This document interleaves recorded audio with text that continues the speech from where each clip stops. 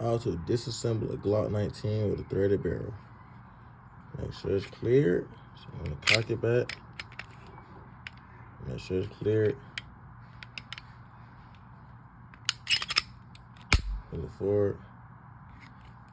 Go like this. Pull these two slides on.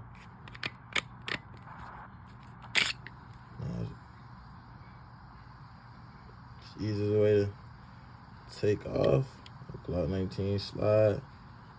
You take your spring out, your slide out, or your spring and your barrel out. Easy way to do it. Put it together the same way. You line each hole up, just like that. There you go. 19 clear.